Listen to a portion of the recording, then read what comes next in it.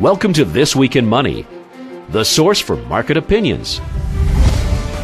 Sitting in for Phil Mackesy, here is Jim Goddard. Today, Federal Industry Minister James Moore on the controversial expansion of telecom services in Canada. Mike Shedlock on fears the International Financial Stability Board could dip into your savings. And financial consultant Martyn on investment opportunities in gold and hemp. My guest is Federal Industry Minister James Moore, the proud Member of Parliament for Port Moody, Westwood, and Port Coquitlam. Welcome to the show. Thanks for having me. I think for once consumers can feel assured that we have an industry minister who actually cares about us. I'm looking at your comments in relation to the telecom controversy, where the three big telecoms in Canada are saying if you expand services and allow foreign companies in, they won't be able to hold up against that competition. What's your feeling on that? Well, I just think, look, consumers instinctively know, we all instinctively know that when you have more choices, it drives more competition, and competition creates more innovation, lower prices, and better services. We know that. If you have a choice of 3 restaurants, it's better if you have a choice of 8 restaurants. We're better in Canada when we don't just have Chrysler, GM, and Ford. We're better because we have BMW and Audi and Toyota and Honda and Hyundai, and we're better because we have those choices, and in turn, those choices have actually made Chrysler and GM and Ford better companies, and it ups everybody's game, and we all instinctively know that. And there's no reason to think that that isn't true with the telecommunications industry. The big 3 in Canada, Bell, TELUS, and Rogers, are all doing good things, have great brand loyalty, and have built networks and are providing great services, but we just know that more competition will serve Canadian consumers well, and that's what our policies are aimed at achieving. Well, we've seen these companies take out 2-page ads in the newspaper. That's not cheap. Maybe they should be using that money to make themselves better positioned for competition. Well, it certainly is a big effort that they're making, and also I think people know, just again out of instinct, that these are companies. They're not charities. They're not crown corporations. These are companies that are looking out for the best interests of their companies. And often, of course, in the marketplace, that means serving consumers, but equally, sometimes it can mean trying to prevent competition from standing up and challenging their market share. And I think that's more likely the truth of what we're seeing. They claim that jobs will be lost, Canadian investment opportunities will be turned down. Do you have that feeling? Well, it's still speculation whether or not Verizon will come into the country, but we do know that the policies that we've put in place, which, by the way, the big 3 telecom companies were supportive of right up until it looked like Verizon may be interested in coming into Canada. They were supportive of our policies.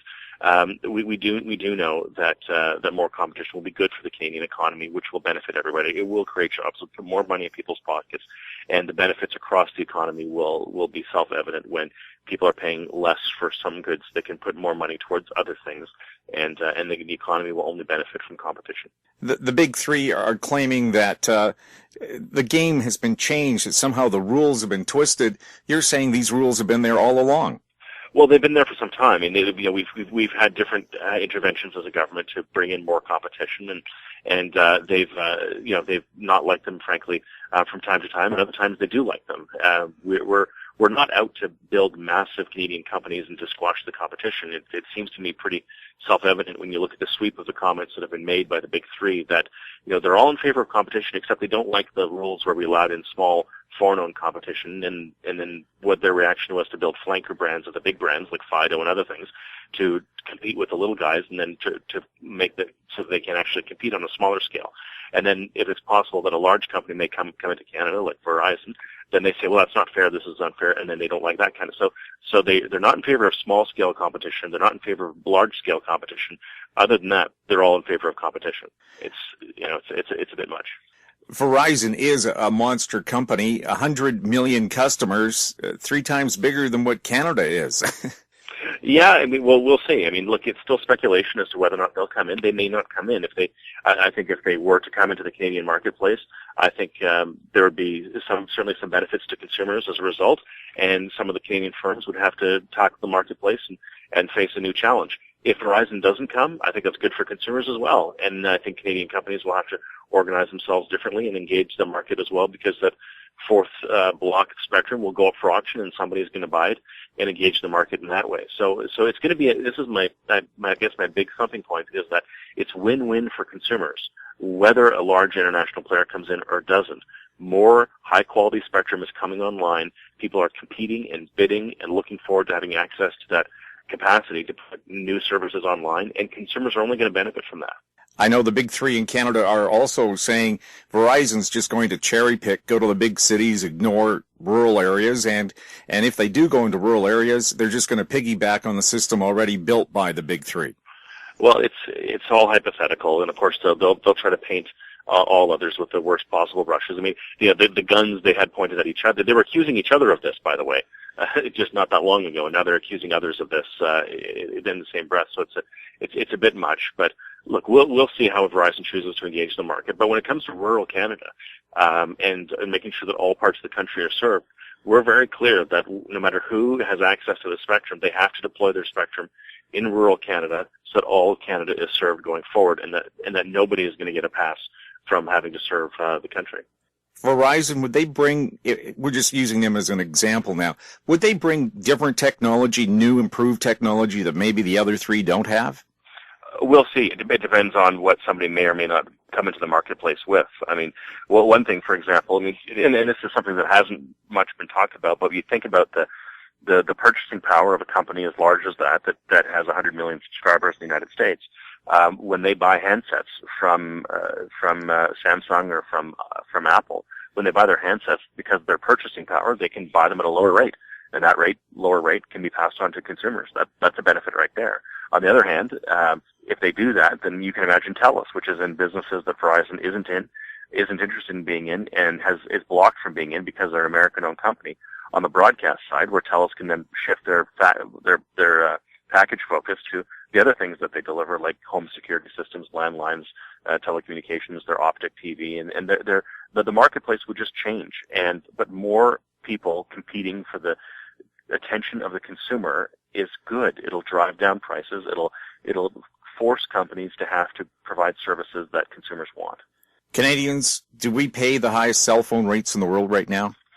Not the highest, but we're up there. And more, I think even more interestingly, is that in regions of the country where there is an aggressive fourth competitor to the big three, those regions of the country have lower rates and better service. And a perfect example is the province of Quebec. In Quebec, Videotron is active there, and in the province of Quebec, Videotron stepped up, and they have a television service whereby a consumer can, I think it's for $46 or $48 a month, you can choose 15 channels that you want. You can choose CNN, CTV, NBC, AMC, HBO. You choose the exact channels that you want. You're not trapped into bundles. You're not trapped into buying things that you're never going to watch and aren't interested in. It's pick and pay absolutely on the channel side. And as a result of them going into Quebec and offering that service, the other big threes who are operating in the province of Quebec, Bell in particular, they offer that service, but they only offer it in Quebec. They don't offer it in other parts of the country, and they're only offering it in Quebec because they have that competition. I think British Columbians would do well to have that same kind of choice and competition. Yeah, I'd have nothing but the History and Discovery channels. Exactly. Well, maybe a little news and sports mixed in.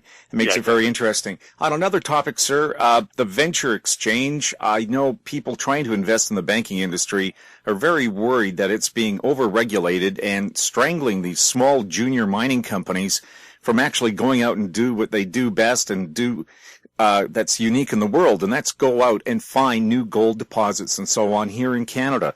Has that issue come up on your desk? Well, not yet, but I know that it's something that's been around for some time, and I know that it's a genuine concern because we want our companies to grow and to build and to do well and to explore and to have access to capital and to take their expertise and create wealth. So we want that to happen, and I know that Jim Flaherty, the finance minister, and the prime minister are aware of the concerns, and it's certainly something that we're looking at. And I have nothing to announce or suggest about changes, but I know it's a concern and that we are monitoring it. And being the senior minister from BC, I know you're probably on top of a lot of mining issues because that's a big part of this province's economy. That's massive and diverse, by the way. And also I think mining companies, as we're learning, that the public is very acute and sensitive environmental protection and so on. So we have coal and metallurgical coal coming to the Port of Vancouver, and the issues that are raised there. It's really important that companies engage with the public and make sure that they understand the value and the importance of getting products to market, the prosperity mine and its progress and denial at first, and then re-engagement in the process afterwards. I mean, there are a number of projects around the province that are key, and I think that the public knows very well that that these companies are doing good things, adding wealth to the province, which allows us to build hospitals and renovate schools and provide good social services that's paid for by our resource sector, and our resource sector engaging in the public and educating them is an important thing that they need to keep doing. I just wonder, why don't they just throw a tarp over top of those coal cars? Yeah, I don't know. There's got to be some. I'm obviously far from an expert, but I have to think there's some way there must be some way. I mean, spritzing it or something, or keeping that dust from coming out, because the video I think was pretty damning, and this, you watch 30 to 60 seconds of that video, and I think straight away the argument is kind of made for those who don't want that kind of soot sailing across their property. Oh, it's good to hear that Ottawa is aware of it. Also, the European Free Trade Agreement. Are we going to sign it soon? Well, we hope so. We're down to the short strokes, as they say, and we're pretty engaged in it. And certainly good news from a BC perspective is that Ed Fast, who's the trade minister, he's from Abbotsford, and he knows very well how this deal would benefit the British Columbia economy in particular, and also the Canadian economy. In size, by the way, this is twice the size of NAFTA, and we know what NAFTA has done for growing the Canadian economy. So it's a massive opportunity for Canada, and I'm hopeful that we'll have some good news very soon. We've been very close to announcing a deal a couple times in the past, and hopefully we'll be able to punch the ball into the end zone and have a good moment very soon. And are there any new areas of development you'd really like to pursue right now? Well, the development, I don't know. I'll leave that for firms to decide what's the best markets to exploit for Canada around the world. But I'm certainly concerned about productivity and maintaining our productive advantage as a country, which means having tax policies that allow for effective investment, investing in infrastructure, obviously keeping an eye on the U.S. dollar and what its fluctuations will mean for firms investing in Canada, and being a good monitor of all these things and listening to industry to make sure that our companies continue to grow, continue to employ, continue to see sunny days so we can contribute to pension funds and have the prosperity that we've come to expect. Any chance that you might remove some of the tariffs that keep Canadian companies from competing directly with the Americans, who sometimes at the border don't even have to pay duty to move their goods here? Yeah, we have in the past. Like we've added some and reduced some, but we've almost mostly reduced them. But it's often very difficult to define these things. In the budget of this year, we reduced tariffs on athletic equipment and maybe clothes and certain things that people want to cross-border shop on. But we also need to make sure that we are collecting duties and enforcing the duties that do exist, so that Canadian businesses that are operating near the border can do so without fear of people taking advantage of the proximity of the U.S. market. Just 2 days ago, I was meeting with a guy who owns a sporting goods store, basically in my community, and it's to the point where, at least in his business, where customers will come in, take advantage of the great service that the store provides, try on the running shoes, get them sized in just right.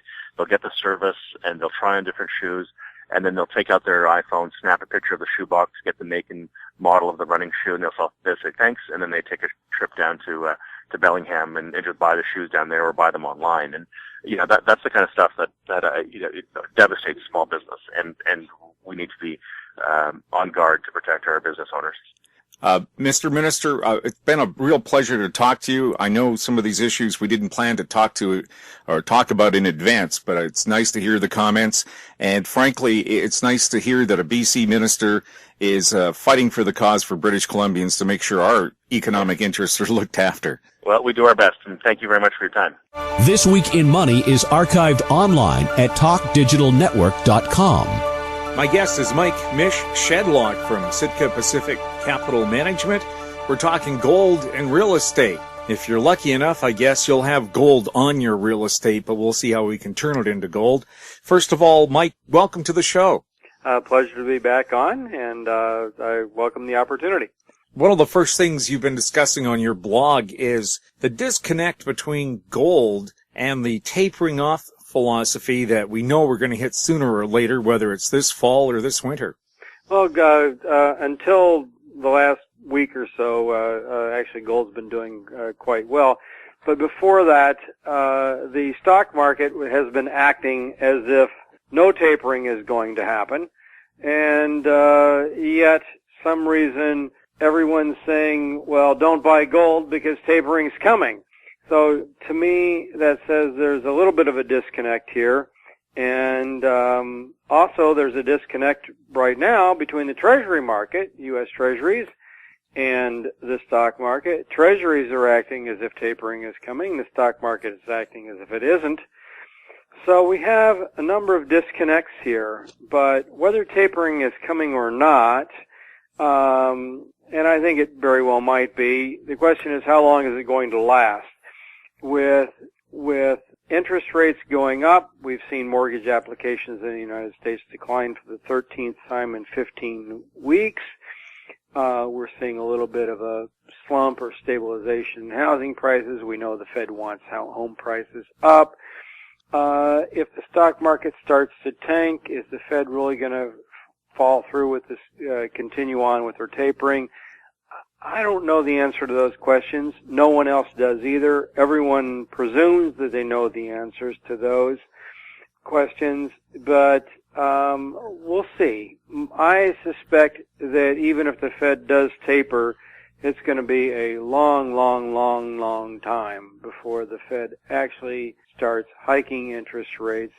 And I see this as a good backdrop for gold. The market's had other ideas for the last year and a half.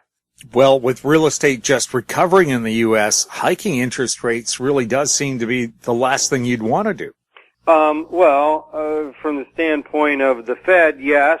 From the standpoint of are we building another housing bubble? Has the Fed built another asset bubble in stocks? Has the Fed built an asset bubble in bonds? I think all of those things have happened here. The curious thing here about housing is how everyone 4 years ago, 5 years ago wanted affordable housing.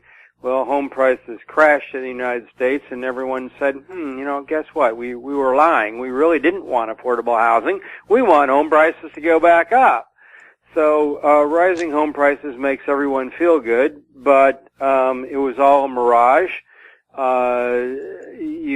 People found that a rising home price, all it did for them actually was get a rising property taxes that they had to pay on every year. The upkeep was going up. And here we are. We had a chance for home prices to fall and stabilize at a low level. But no, the Fed and everyone wanted, the Obama administration and the Bush administration before that wanted home prices to go back up. All part of the ownership society. Well, it's all part of the government has no business deciding whether or not people should own versus rent, promoting housing over this. The same thing is going on in Canada right now. And Canada avoided the recession that the U.S. Went through primarily because home prices never really crashed like they did here. And yet I think it's going to happen. So Canada's time is coming, and it's all about manipulation here in Canada, in Australia, in China.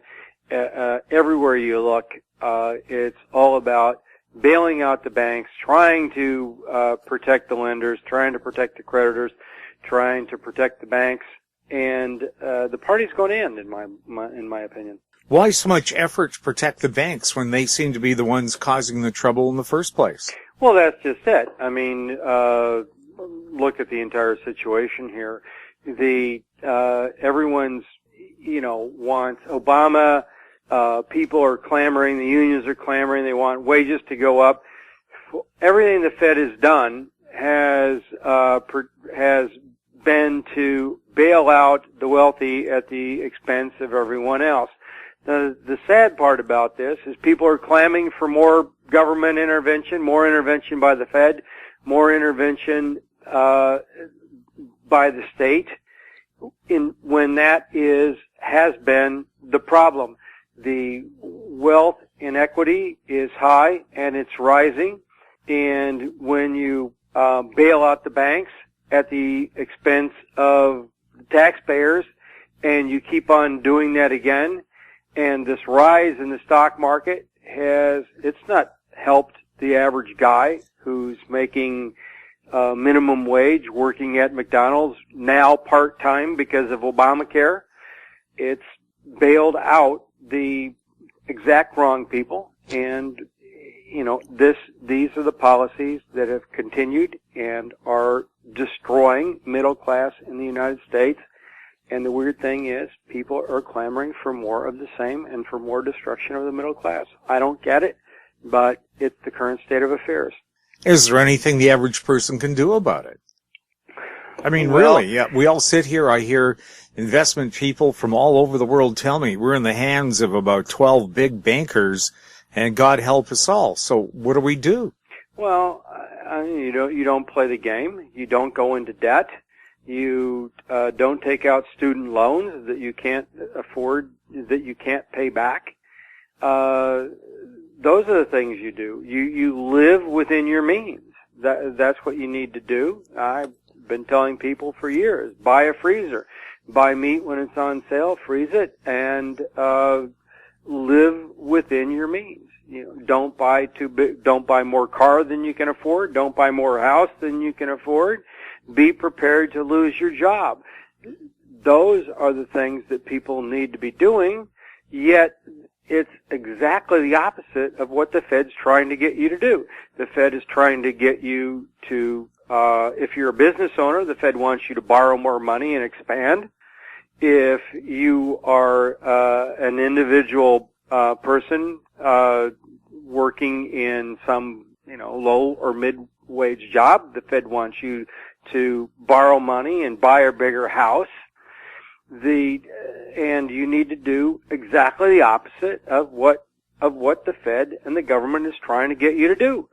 So that's how you protect yourself. And I would go one further and say, I see a buying opportunity here in gold. And I would say, don't leverage yourself into anything, but I would say, buy a little gold, get out of the stock market. I've been wrong on this for the last 2 years now, actually. I'm rather astounded at that the Fed has managed to re-blow the bubble in the stock market, but they have. And if you've somehow been in the stock market, I would say, cash out. Take your chips off the table. Take at least some of them off the table. Buy a little gold. Wait for a better buying opportunity. Live within your means. Those are the things that people ought to be doing. Certainly not what the Fed is trying to promote. Well, they want consumer spending to push us over the top, and then on the other hand, the government does wail about high consumer debt. And it's not your mortgage so much that's the high consumer debt. The mortgage rates are low. It is consumer debt. Credit cards. They want you to pay 20, 30% on these things. And that's where people really get into trouble. At least with a house, even if the value goes down, at least you hope you get your down payment back. Well, it depends on what mortgage rate you got when you bought your house. I mean, there's a lot of people that are still underwater in their houses. A few years ago, I actually encouraged people to walk away. For some people, it's, they missed their chance to do that. There were tax breaks and other things the government was willing to forgive, walk away debt tax-free. I don't know if those offers are still on the table now. For some people, maybe they are. For others, not. Certainly, if you go bankrupt, that's still on the table. But, here we are, and we've blown another stock market bubble, blown a huge bond bubble. Corporations can go out there and borrow money at next to nothing. And the weird thing about the Fed policies is they've driven interest rates low. The Fed did that on purpose, hoping that businesses would expand. And what they've actually done is borrow money at cheap rates and invest in technology and invest in hardware and software, so that they can actually get rid of people and replace them with hardware and software robots. We're seeing that at retail stores. I mean, how many self-checkout lanes do you see now? And it's coming in all sorts of areas. And so the Fed policies have actually backfired if you look at what they've tried to do. They didn't promote hiring. We have seen hiring go up, but that's predominantly as a result of Obamacare, and which redefined part-time jobs from 35 hours down to 30. So businesses fired people to get them under 30 hours, and to make up for those hours, they had to go out and hire a bunch of people. So employment's on the rise. Unemployment is dipping, but it's all artificial. It's all based off of part-time hiring, so that corporations don't have to pay benefits on full-time medical care. So the economy here is at a crossroads with the trillions of dollars that of fiscal stimulus from Congress and trillions of dollars worth of balance sheet promotion on behalf of the Fed. We still have an economy that's growing at 2%. Quite frankly, with the money that they've thrown on this, how can anyone look at this and say that these policies have been anything other than a failure? What is your suggestion? What could the government do to pick things up? Well, I think we shouldn't have bailed out the banks. We should have taken our lumps when we could have. Look at Japan. I think Japan is going to be the future of the United States. Debt to GDP of 260%. And they're still in a deflationary scenario.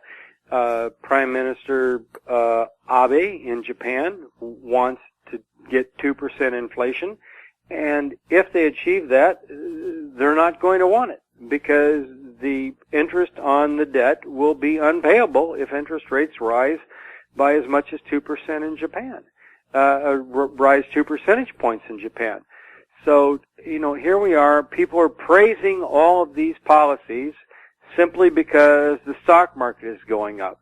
I think historians are going to look back at these times, look at what the United States has done, and look at what Japan has done, and they're going to wonder, what the hell were we doing? What the hell were we thinking? It looks good now because people feel good now because asset prices are going just as people thought that things looked good and felt good in 2005 and 2006 at the top of the housing bubble. We're going to go through that exact same experience again, and very few people see it coming. Well, is that because we still allow banks to mix risky investments along with consumer normal interest rate accounts? To a certain extent. I'm wondering if you're talking about Glass-Steagall here. Exactly. I think I think that's a scapegoat here. I certainly do think that Glass-Steagall should not have been repealed, but you can't pin a lot of blame on Glass-Steagall. It wouldn't have stopped a securitization of housing. It wouldn't have stopped securitization of credit cards. It wouldn't have stopped any of this stuff. It would have provided a firewall that prevented, outright fraud between, some of these things that we've seen where banks were, one department was saying one thing and another department was doing something else. It would have stopped that, but it wouldn't have stopped the housing bubble. It wouldn't have stopped securitization. You look at all of this thing and people just think, if Glass-Steagall was here, none of this would have happened. I think that's a blatant falsehood. Yet, Glass-Steagall itself was a good thing, and, I think it should return. I think banks should be banks, that banks ought to, lend money, and they need 100% reserves, and banks shouldn't lend money they don't have, and banks shouldn't use leverage. but that's really not part of Glass-Steagall. This is just part of what I would say is common sense. Thanks a lot for talking to us, Mike. It's a pleasure to be on the show. This Week in Money is archived online at talkdigitalnetwork.com. My guest is Martyn Element, financial consultant with Element & Associates, a worldwide traveler and entrepreneur. You've been involved in so many different things over the years, Martyn. It's always interesting to talk to you.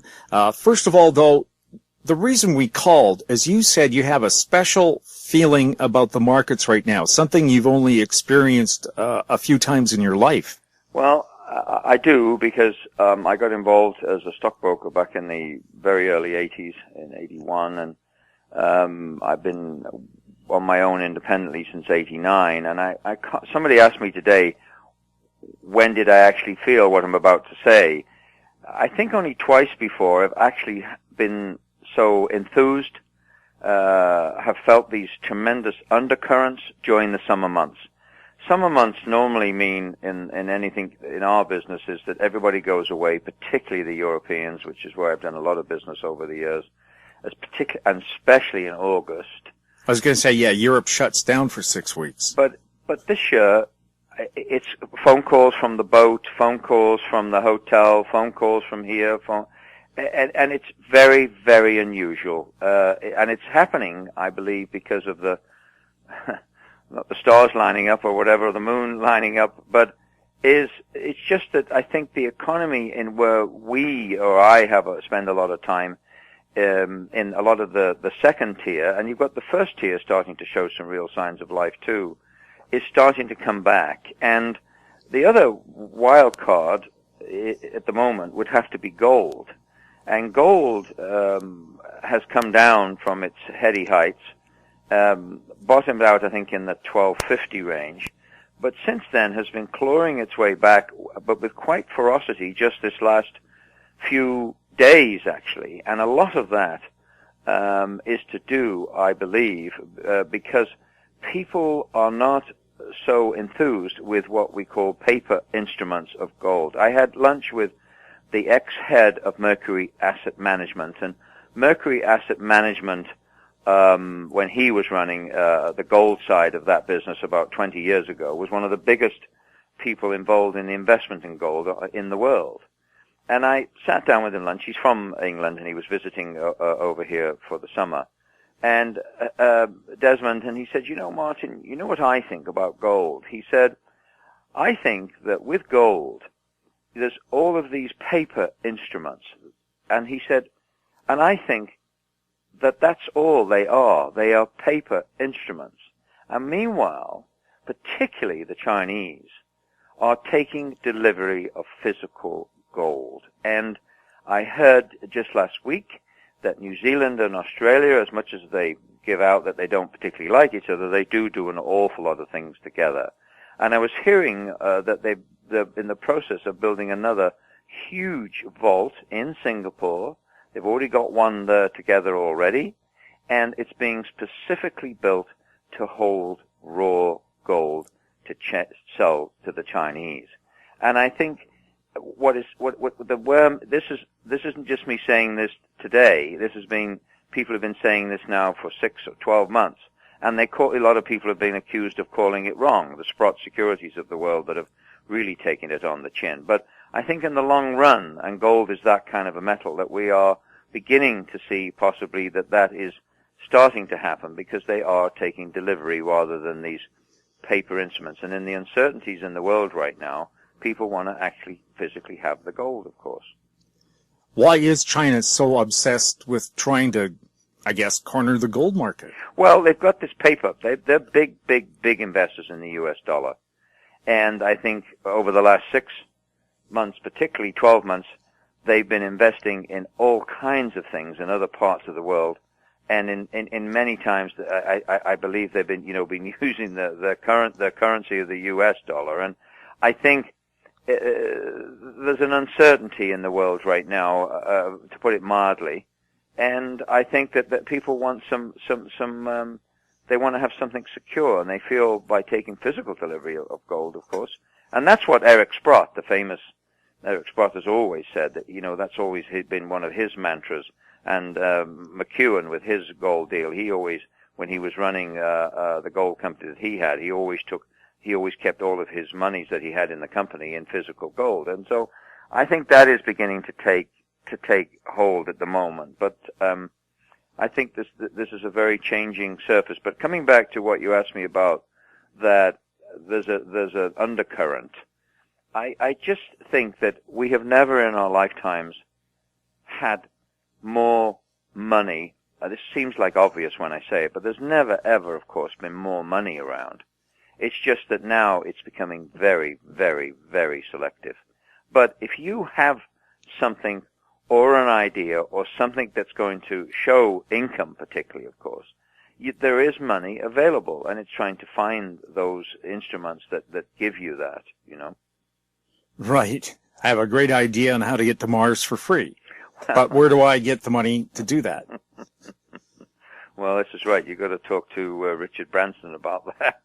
Right. Well, it's true. He's going to have the first commercial spaceship up there. That's right. Well, and I think he'll probably, if he lives long enough, he'll see and make all that happen. What's going to get him first? His ocean racing yachts, or his hot air balloons? Well, or his spaceship?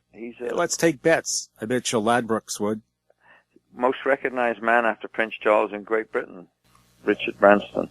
Yeah, he's a character and a half. I've dealt with his business once. I had working with, everybody would remember Club Monaco, and I worked directly with Joseph Mimran, the owner of Club Monaco at the time, and I just loved his shops and his business. I'm talking about 15 years ago now, and he had those lovely, great sweatshirts with the big Club Monaco logo on the front, you might remember, Jim. And anyway, when I was dealing with Richard, he asked could he have some of those, so we sent them some of those, and he was planning on putting Club Monaco into all of his Virgin mega stores at the time. And the deal didn't go through, but I did manage to get the whole deal through, and then they turned and it went another direction. But of course, it's now been bought by Ralph Lauren and has turned out particularly successful. And most listeners would know Joseph Mimran by his very, very, very successful brand that he's branding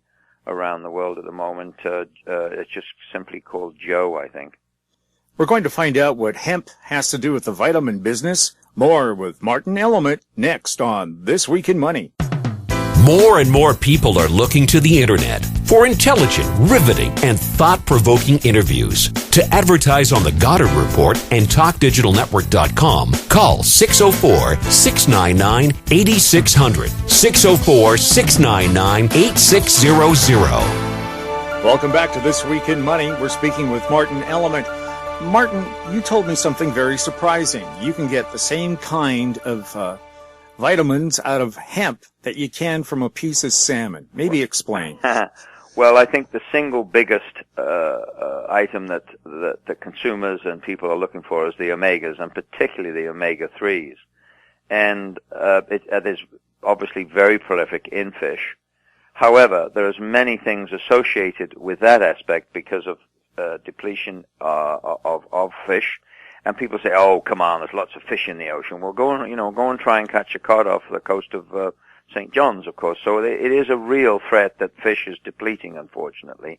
And also with fish oil and with omegas, it does tend to cause problems when it's put into food or flavorings and can, come back on you. So there's a invention, isn't perhaps the right word, but I think it perhaps would. Nano-encapsulation is something that's been made out at UBC, out at the university there, by a group of scientists. I just happened to meet two of them this afternoon, charming gentlemen they were. And they've been able to take hemp oil, which is heavily, very concentrated form of omega, perfect mix of omega-3s and 6s, by the way. They say it is the most perfect mix. And they've been able to make it into a water-soluble, which of course means that you could, what you're going to be seeing it'll be probably tested in the weeks and months to come. It could well end up in our milk, our yogurt, our cheese, our pasta, our smoothies, anywhere where you're wanting to get omegas. But the secret is, of course, is that they've been able to put it into a powder or into a water-soluble form, which is a wonderful thing, and it's really going to revolutionize the way that we digest and take. And the other thing, of course, is what it does, because it's in a nano encapsulation. It goes through. I think the scientist was explaining. It goes through your stomach, down your gullet, through your stomach, out into your intestines, and it doesn't actually start to work until it's in your intestine tract. Consequently, you get the full benefit, the full bang. It's not, it is quite, and we're all going to see lots and lots more and more of that as time goes on. But you and I, Jim, were talking about the other aspects of hemp, which a lot of people don't realize, of course, is that it's 3 to 4 times the fiber that you get from the plant is 3 to 4 times more stronger than cotton. Ralph Lauren is beginning to incorporate it into his clothing line. Calvin Klein is talking about putting in his clothing line. So, Martyn, we're going to be seeing hemp. Is there a website they could go to where maybe they could see some of your ideas about investing in things like hemp? There's a company called Naturally Splendid, which is the first, and I think it's the only publicly listed company that's trading in this hemp, but it's not doing the clothing, it's doing the food, what do they call them, superfoods, and they have products on the shelves at Urban Fur, London Drugs, and all of the regular shops, and they sell the hemp seed, and they sell the powder protein, and they sell the oil, and that is a great, great business in itself, and I always think, my expression is, that will pay the heat and light and some more, because hemp is taking off at such a huge rate for it as the consumers. But I think, Martyn, always thrilled to talk to you, but I think we've pretty well explored a lot in the world already, going from gold to hemp. Thanks a lot for chatting with us. I think it's an exciting time. Thank you so much, Jim. Thank you so much. Thanks to our guests, James Moore, Mike Shedlock, and Martyn Element. And thank you for listening. I'm Jim Goddard for Phil Mackesy. We're back next week with more This Week in Money. This Week in Money is a production of Howe Street Media Incorporated.